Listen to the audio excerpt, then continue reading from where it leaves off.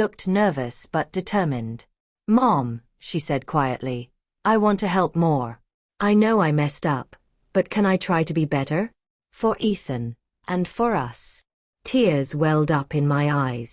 That means the world to me. That evening, the four of us sat around the dinner table, the first real family meal in a long time. There were awkward pauses and shy smiles, but also laughter, the kind that feels like a balm to old wounds. Still, the tension wasn't completely gone.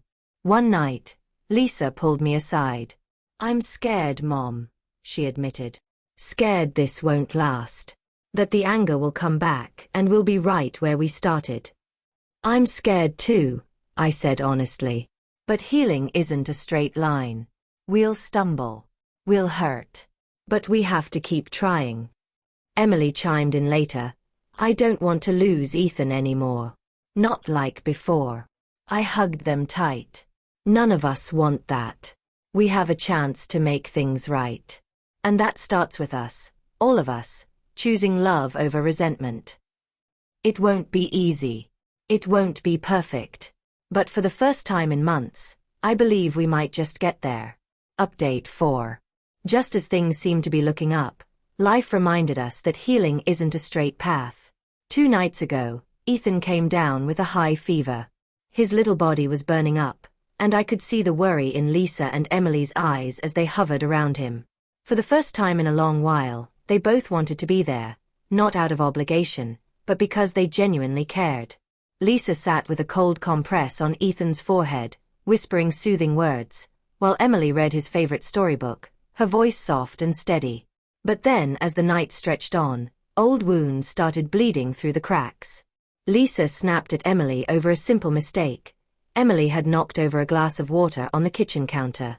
The argument escalated quickly, voices raised and accusations thrown. "I can't deal with your carelessness right now," Lisa shouted. "Maybe if you weren't so controlling, things wouldn't be so tense." Emily fired back. I stepped in, heart pounding. "Stop. This isn't helping Ethan. This is exactly what I was afraid would happen." They both turned to me, frustration and exhaustion in their eyes. "We're trying," Emily said, voice cracking. "But it's like we're trapped in this endless cycle." Lisa's anger softened into tears. "I don't want to lose this family either, but sometimes it feels like it's slipping through my fingers." I took a deep breath and looked at them both. Healing takes time. It's messy and painful, but it's worth it. Ethan needs all of us. Can we promise to fight for that, even when it's hard? Slowly, they nodded. Emily reached out and took Lisa's hand. "We can try. For Ethan. For Mom. For us." That night, as Ethan slept peacefully, I realized that family isn't about perfection. It's about showing up, falling down, and getting back up again together. Ethan is only 8, but lately, he's been carrying more than a kid should. I decided to sit down with him one quiet afternoon, hoping to understand what he's really feeling. "Ethan," I asked gently as we played with his toy cars, "how do you feel about Lisa and Emily?" He paused, pushing a car along the floor slowly. "Sometimes I'm happy because they play with me. But sometimes I feel sad." "Why's that?"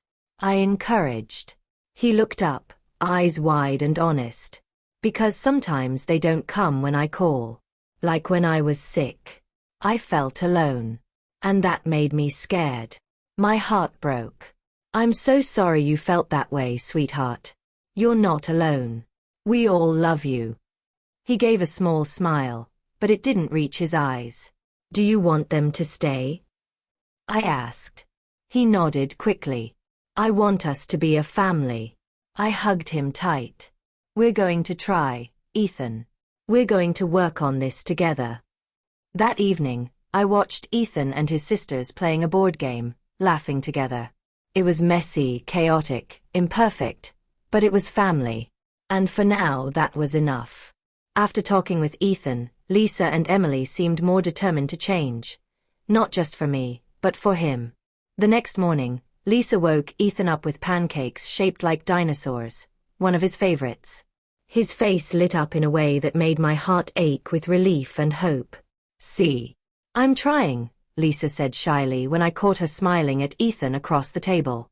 Emily, too, began making small gestures, helping with homework, tucking Ethan in at night, even volunteering to take him to the park after school. It wasn't perfect, and there were still moments of awkwardness and tension, but the warmth between them was growing. One Saturday afternoon, I suggested we all go for a picnic in the park.